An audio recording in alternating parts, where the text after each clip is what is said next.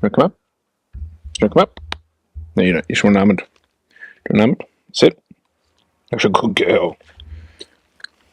Now she sit. Good girl. Where's your good girls? This is a test recording of the portable Bobby Freakout Hour recording setup. I'm already very pleased with the way it sounds, and I assume I'm going to enjoy the way it looks. I can do ASMR very easily with this setup.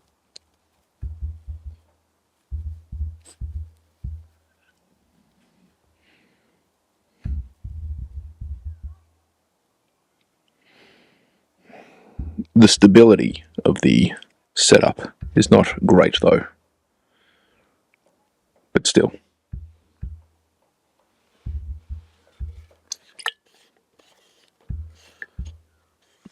Oh, pardon me.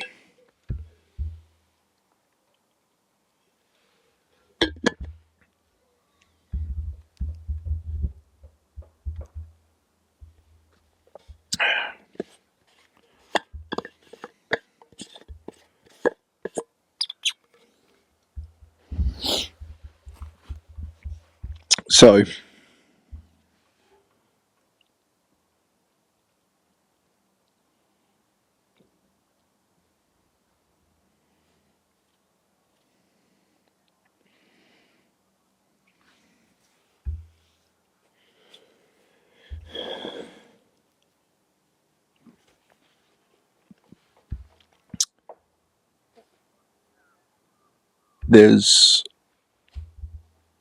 I've spent the morning talking to via the internet, talking to an old friend, and we're both acknowledging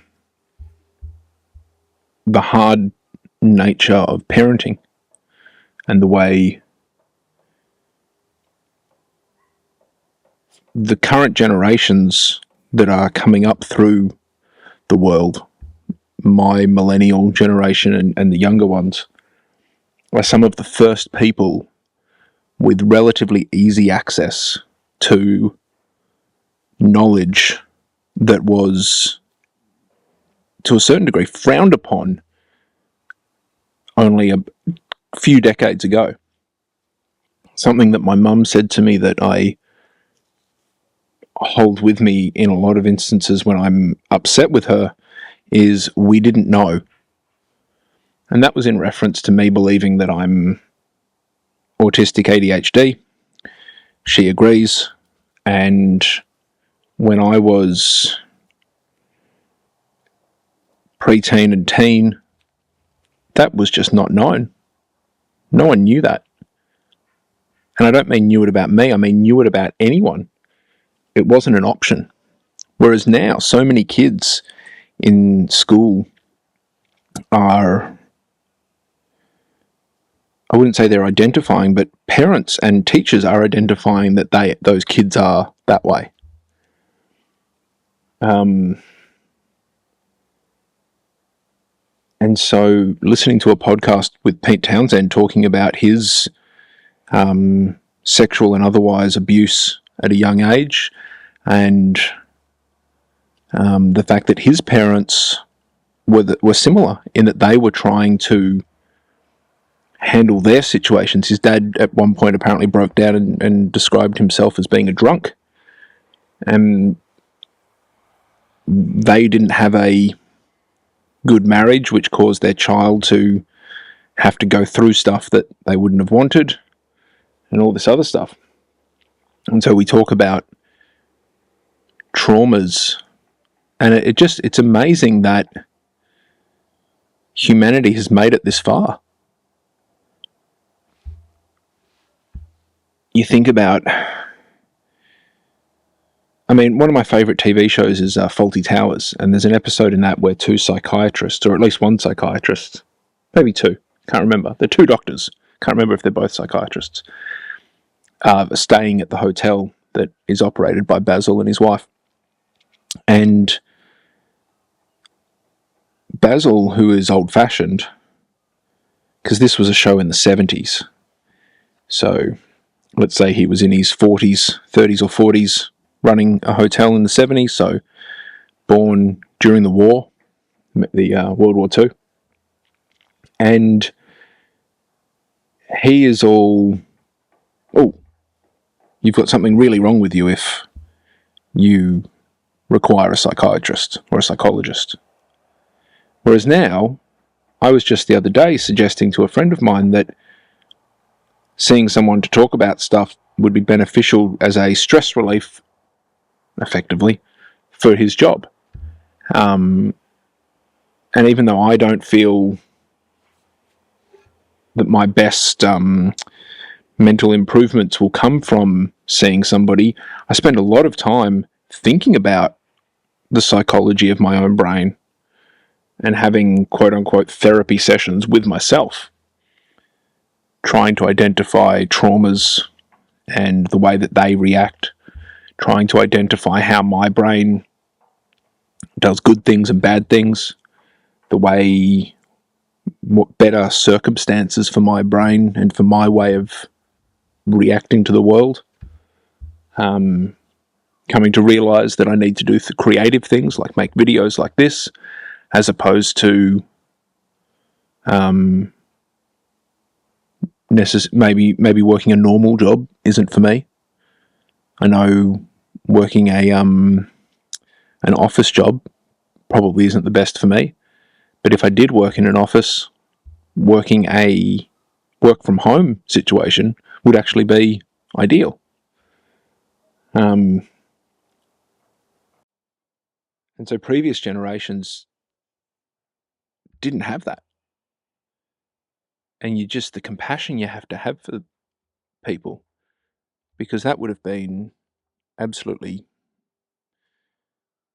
the pain and suffering that they would have gone through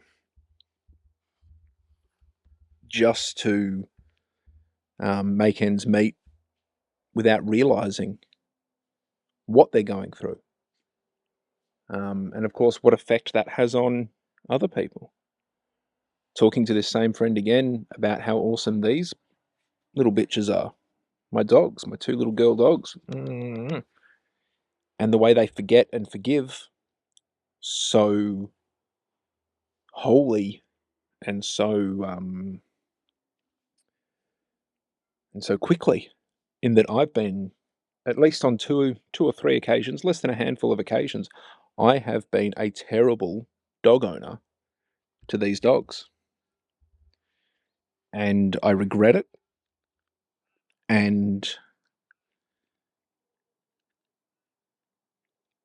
the second chance that I've gotten with both of these dogs, the other one's over there somewhere, the second chance I've had is phenomenal, and teaches me that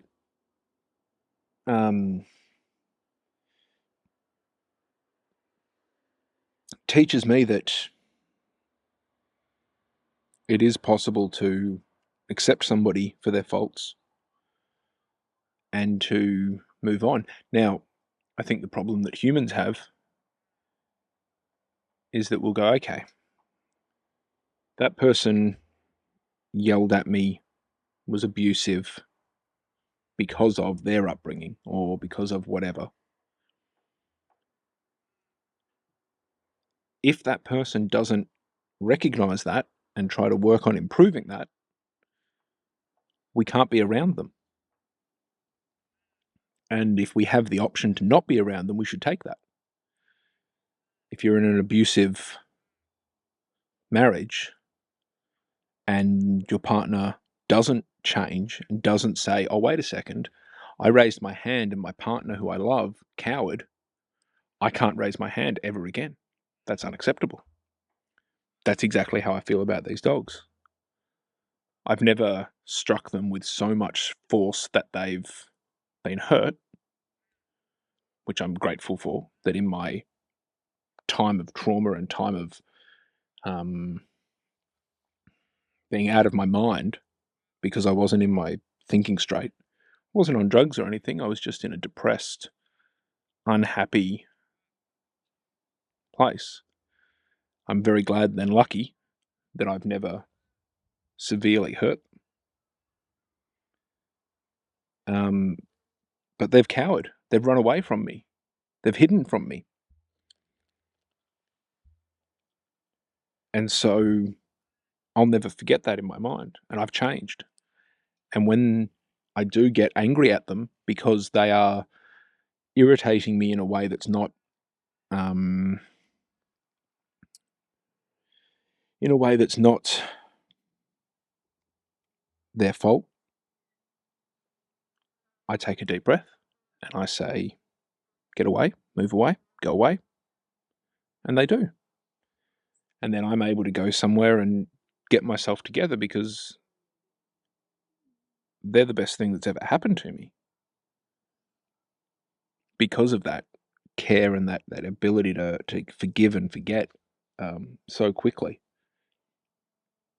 And so that's an important thing for me. And humans, we react differently to that. We don't forgive and forget. Our memory is too long in certain circumstances. And even worse, the memories that we don't remember. For instance, listening to this interview with Pete Townsend, he talks about how the sexual abuse that he suffered as a youth, he blacked out and he blanked it, and his memory didn't remember, and he doesn't remember it. So he doesn't remember the specifics. It's there, and it has affected him, given his, and he, I take his word for it, but many might not, that it was the cause for him to get into trouble by paying for child porn effectively online. And he got caught up in that. And even though you can't excuse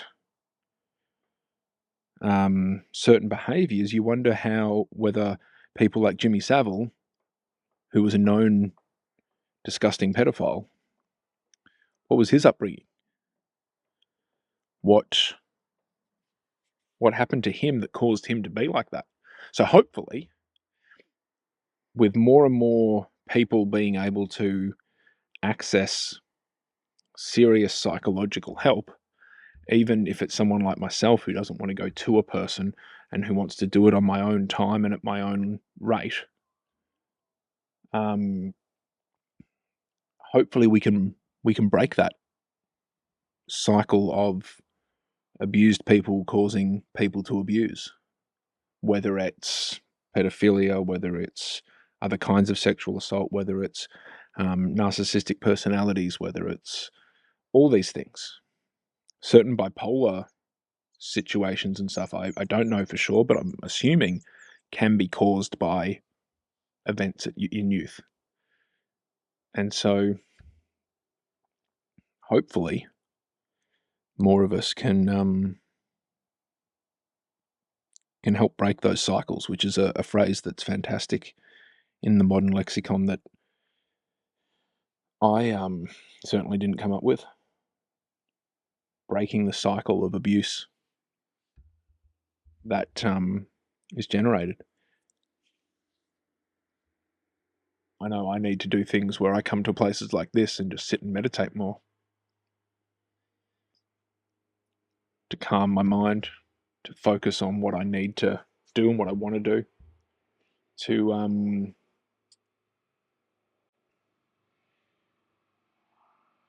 sorry, the dogs are walking towards me and it's very distracting because they're so cute. Hello.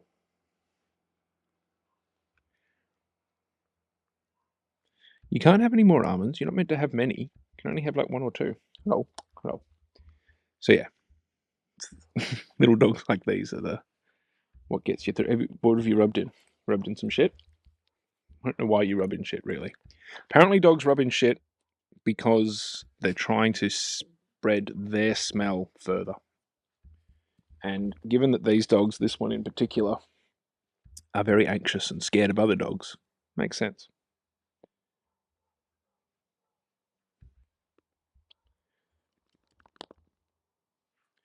So yeah, get yourself a dog. be nice to people, but also try to be tough. Try to harden up, as they say. I need to go home and I need to be tough with myself, give myself some tough love.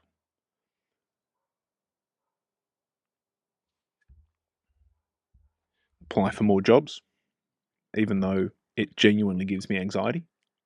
Make more videos like this. Hopefully get more people to be interested in these videos.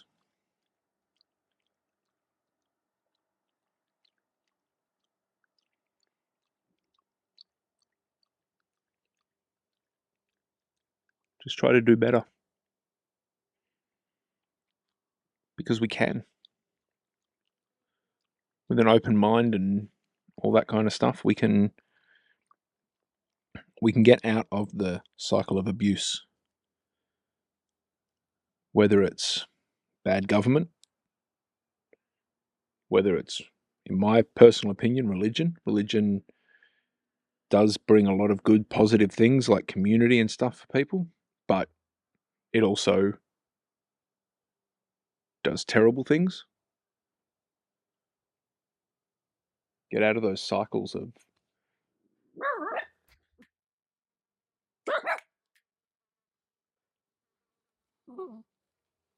good girl, good girl, stay here. Those cycles, whether we can create businesses and workplaces that benefit the staff instead of just benefiting the boss.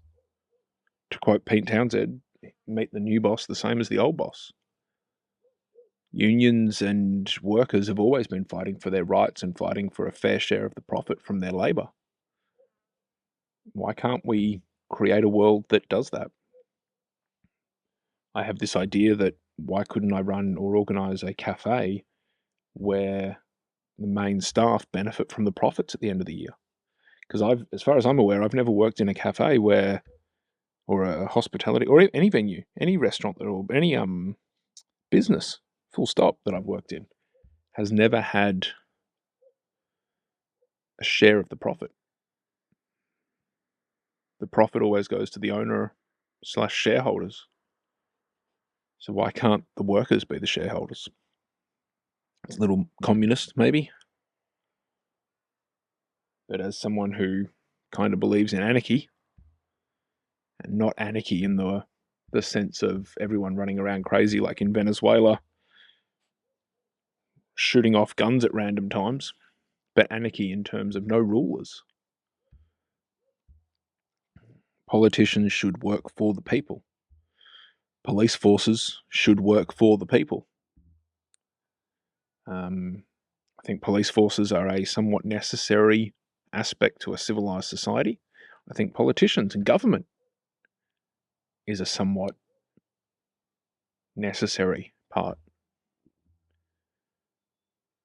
But should government be like, not only in Russia but also in the United States? Look at, and when I say the United States, I mean Australia is practically another state of the United States to a certain degree, because we send our soldiers overseas to fight in wars that there's questions as to whether we need to do that.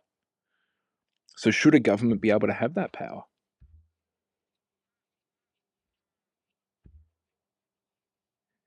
History is always written by the victors, and the victors sometimes claim a righteousness that's not there. I believe the Western historical documentation of World War II. I do believe that Hitler was a terrible person doing terrible things, and that it needed to be stopped. And so in that case, you do have a certain moral step or a moral superiority and righteousness of, right, it's going to be crap, but we're going to go all the way across the other side of the world and bomb some shit and kill some people.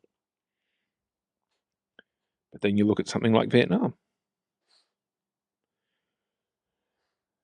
or you look at police brutality. Policing is an incredibly difficult, hard job, scary, traumatic.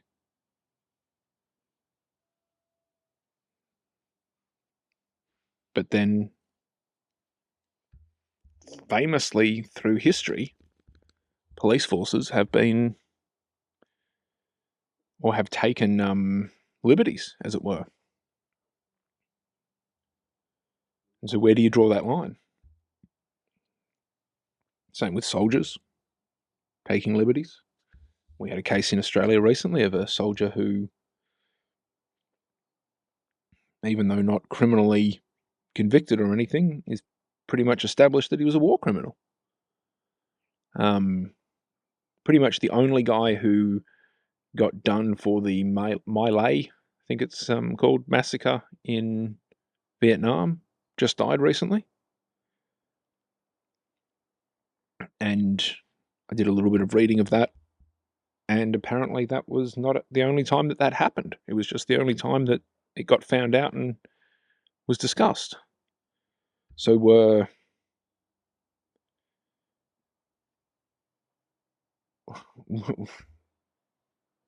should people sitting in offices have that kind of power? I don't think so. But then you have people that get together a force and say, right, if you don't have that kind of force ready to fight against Genghis Khan, how are you going to stop Genghis Khan from coming in and just completely taking over your village? Just an example of a dictator-style leader who just said, right, we're just going to take over everything. Was Alexander the Great really that great, conquering everyone? We certainly, from a Western standpoint, don't think that Putin's doing a very good job, because he's destroying both Ukrainian and Russian lives.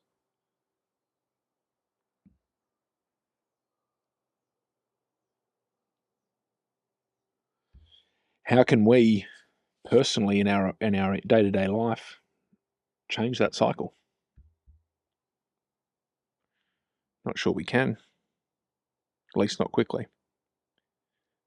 Human evolution is a very large ship with a very slow stopping and turning cycle, isn't it?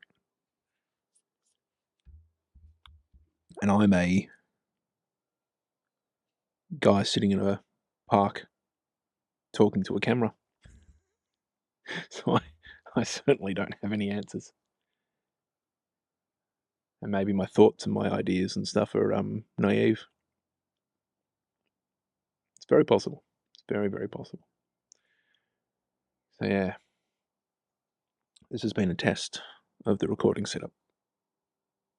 Whether this is any good or not, whether anyone's listened this far or not. Attention spans these days don't get this far, do they? Anyway.